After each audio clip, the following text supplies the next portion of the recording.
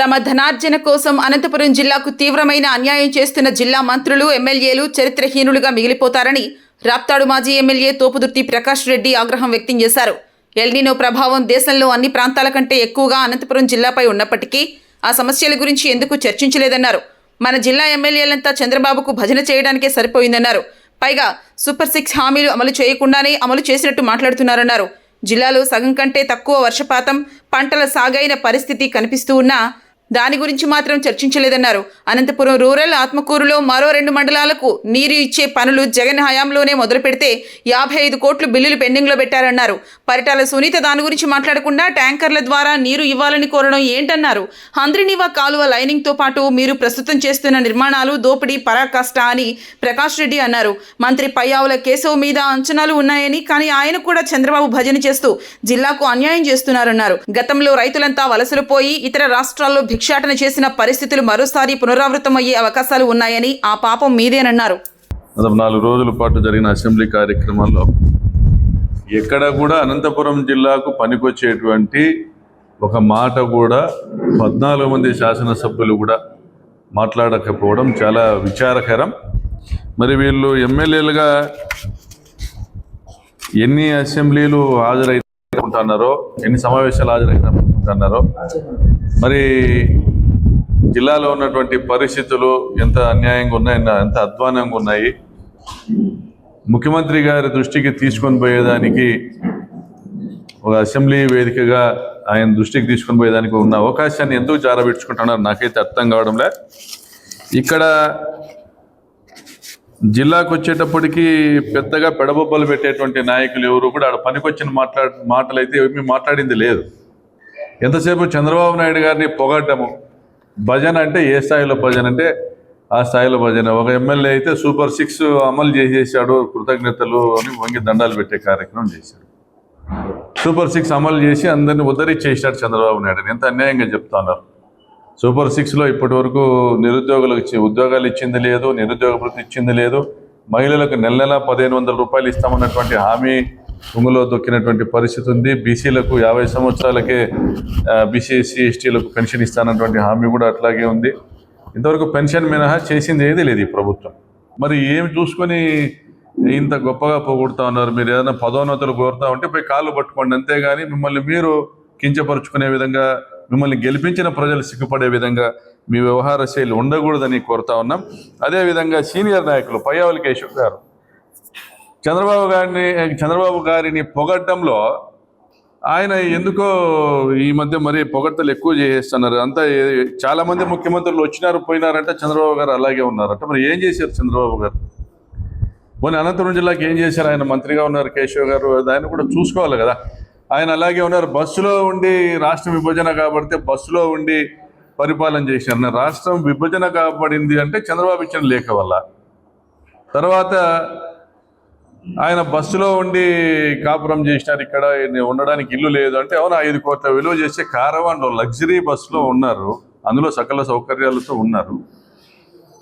మరి ఎవరు కోరినారు ఈ రాష్ట్ర విభజన? ఎవరు కోరినారు? పోనీ ఈరోజు ఉన్నటువంటి పరిస్థితుల్లో మరి నిలవడానికి నీడ లేదు, ఉండడానికి ఇల్లు లేదు, కూర్చోవడానికి కుర్చీ లేదనే రకంగా చెప్పేటువంటి మీరందరూ కూడా ఈరోజు ఈ అడ్డగోలు, ఈ దోపిడీ ఎందుకు చేస్తూ ఉన్నారు? అమరావతి పేరుతో 1,00,000 కోట్ల రూపాయలు కనీసం 2 లక్షల కోట్ల రూపాయలు కావాల్సి వస్తుంది ఈ బేసిక్ ఇన్ఫ్రాస్ట్రక్చర్ కానీ మాట్లాడుతున్న పరిస్థితుల్లో.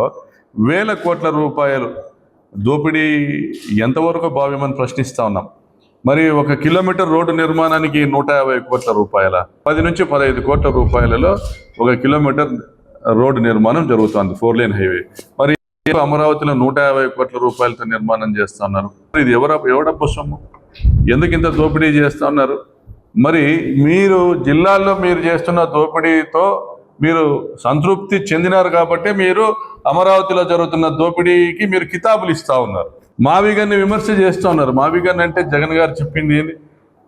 మచిలీపట్నము, విజయవాడ, గుంటూరును కలిపి అమరావతితో అనుసంధానం చేసి ఒక రాజధానిని ఏర్పాటు చేస్తే 10 నుంచి 20 వేల కోట్ల రూపాయలతో రాజధాని నిర్మాణం పూర్తయిపోతుంది అన్నారు. దీనికి యాక్సెప్టెన్స్ వచ్చింది ప్రజల్లో. మీరు ఎటువంటి సర్వేలు చేసుకుని దీనికి యాక్సెప్టెన్స్ వచ్చింది. మరి మీరు ఒక రిమోట్ ప్రాంతంలో కొన్ని వేల ఎకరాలను సమీకరించి, సేకరించి ఆ భారం కూడా ప్రభుత్వం పైన వేసి ప్రజల పైన వేసి మరి 1,00,000 కోట్ల రూపాయలతో బేసిక్ ఇన్ఫ్రాస్ట్రక్చర్ క్రియేషన్ మీరు చేస్తూ ఇంతవరకు మీరు సాధించింది ఏందా? టెంపరీ సెక్రటేరియట్, హైకోర్టు బిల్డింగు, మొన్నటి జడ్జెస్ క్వార్టర్స్, ఈరోజు ఎమ్మెల్సీ క్వార్టర్స్. మరి జగన్ గారు తీసుకొచ్చినటువంటి ఆ కృష్ణా నది పైన పెద్ద వంతెన.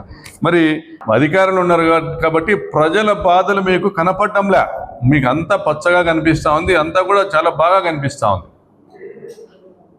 అంటే ఒకవైపు కరువు, ఎలినినో అని పేరు పెట్టుకుంటా ఉన్నారు. మీరు గమనిస్తే ఎలినినోలో ఎఫెక్టెడ్ స్టేట్స్ వచ్చేసి, మేజర్ ఎఫెక్టెడ్ స్టేట్ వచ్చేసి ఆంధ్రప్రదేశ్.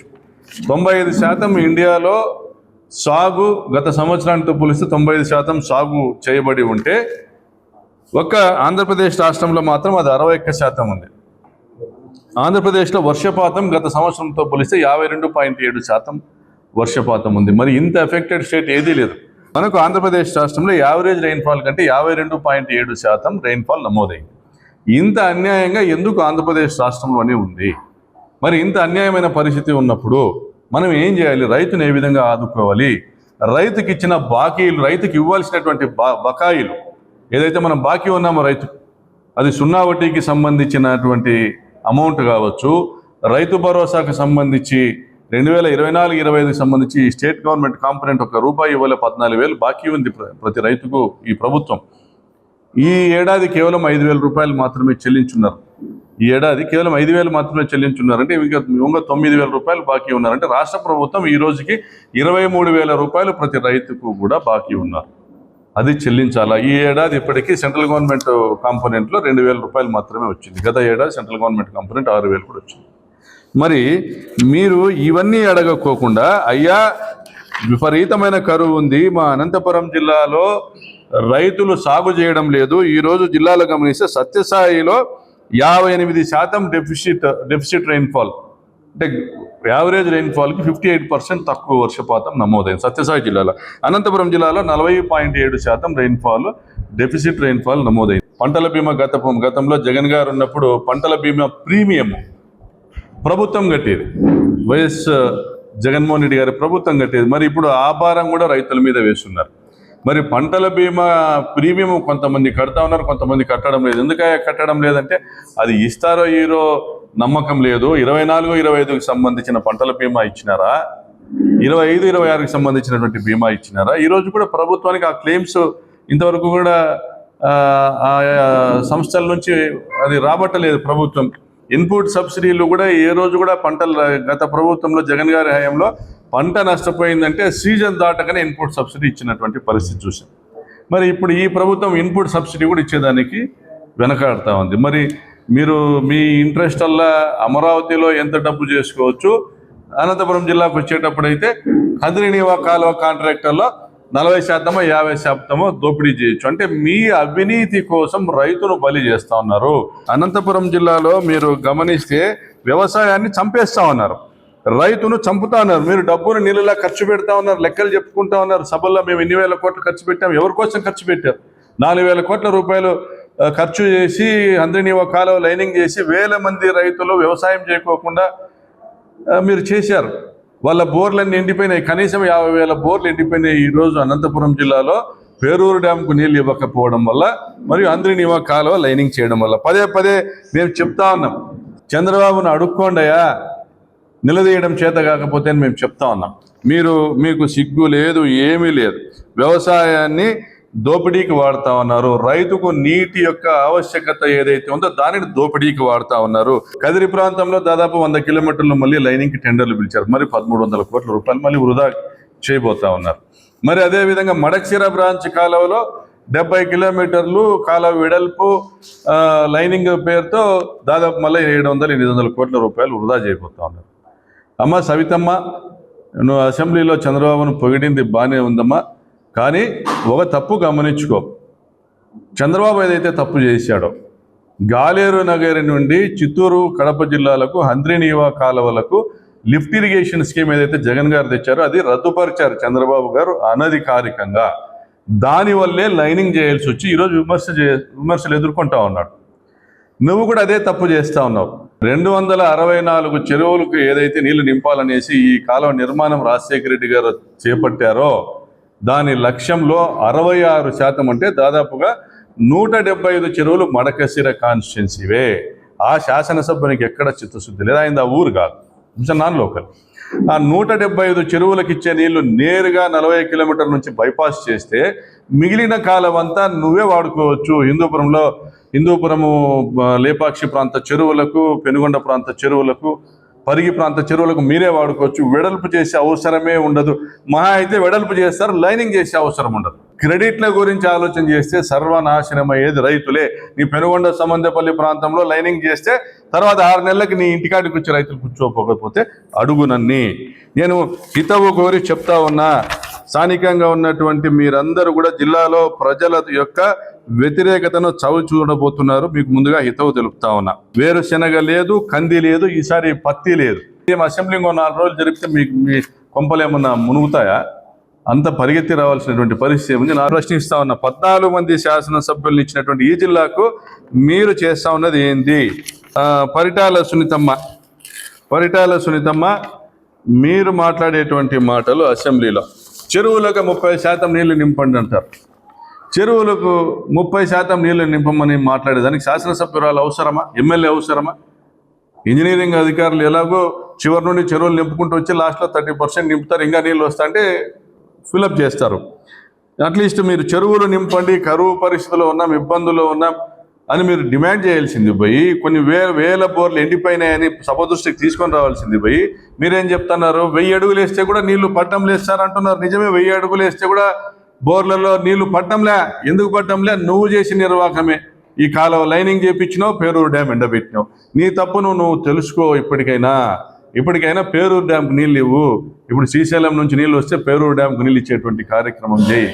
మరి మీరు పయ్యావుల కేశవ్ గారు, పరిటాల సునీత గారు, అమిలేని సురేంద్ర, మీరు అసెంబ్లీలో ఉన్నారు. మీరు రైతులకు భూసేకరణకు నిధులు ఇవ్వాలనేటువంటి ఆలోచన మీకు వద్దా? జీడిపల్లి అప్పర్ పెన్నర్ ప్రాజెక్టు రైతులకు భూసేకరణ గురించి అడుగుతా ఉన్నారా? 200 కోట్ల రూపాయలు బాకీ ఉన్నారు.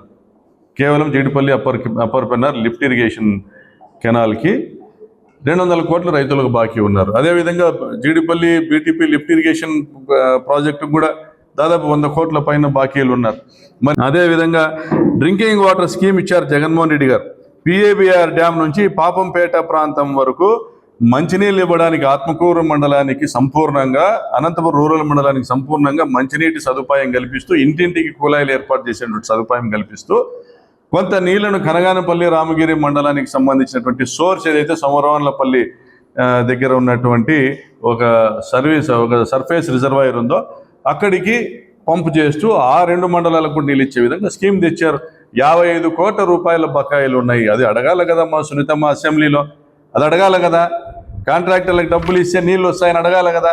ట్రాన్స్పోర్టేషన్ నీళ్ళు అడుగుతావు, ట్రాక్టర్లతో నీళ్లు తోలుతాము, మండలానికి 1 కోటి రూపాయలని. ట్రాన్స్పోర్టేషన్ అనేది ఒక ఫార్స్. స్థానిక నాయకులు రోజు 20 ట్రాక్టర్లు తోలినామంటే 5-6 ట్రాక్టర్లు తోలి బిల్లులు చేసుకుని తినేటువంటి కార్యక్రమం.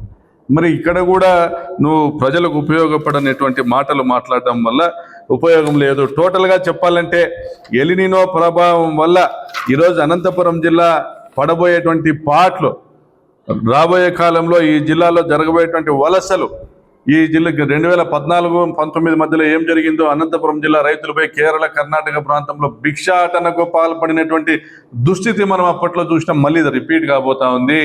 మీ వల్ల, మీ నిర్లక్ష్యం వల్ల, మీరు కేవలము మీకున్న ధనదాహం వల్ల రైతుకు నీళ్ళు ఇవ్వాలని కానీ, రైతు పంటకు కనీస గిట్టుబాటు ధర ఇవ్వాలనేసి కానీ మీ ప్రయత్నం లోపం వల్ల, మీరు చేస్తున్నటువంటి రైతుల పైన దోపిడీ వల్ల జరుగుతున్న నష్టానికి ఖచ్చితంగా తెలుగుదేశం పార్టీ రాబోయే కాలంలో మీరు పశ్చాత్తాపపడేటువంటి పరిస్థితి వస్తుందని తెలియజేస్తున్నా. చివరిగా పయ్యావుల కేశవ్ గారు లీడ్ తీసుకొని ఈ జిల్లాకు జరుగుతున్న నష్టాన్ని గురించి మీరు మాట్లాడలేని పరిస్థితి ఉంటే, మీ మీద ఏదో ఎక్స్పెక్టేషన్స్ ఉన్నాయి, అవన్నీ ఏమి ఉండవు, అయిపోయింది. మీది కూడా ఫైనాన్స్ మినిస్టర్గా ఒకసారి వచ్చినారంటే పదవి నిలబెట్టుకొని మంత్రిగా ఉంటారో, లీడర్గా మారుతారో మీ ఇష్టము. ఈ దోపిడీని అరికట్టండి, ప్రాజెక్టుల పేరుతో చేస్తున్న దోపిడీని అరికట్టండి. ఇదే డబ్బు దీనికి రెట్టింపు అంటే దీనికి 4 రెట్లు లబ్ధి జరిగే విధంగా ఈ డబ్బు మీరు ఏదైతే ఖర్చు పెడతానారో ప్రాజెక్టుల పేరుతో అనంతపురం జిల్లాలో, 4 రెట్లు ఖర్చు 4 రెట్లు రైతులకు లబ్ధి జరిగే విధంగా 4 లక్షల ఎకరాలు సాగులో తెచ్చే విధంగా ఇదే డబ్బును ఉపయోగించి చేసిండవచ్చును. మీ దోపిడీ విధానాన్ని మీరు మానుకోకపోతే చరిత్రలో కలిసిపోతారు. తస్మాత్ జాగ్రత్త.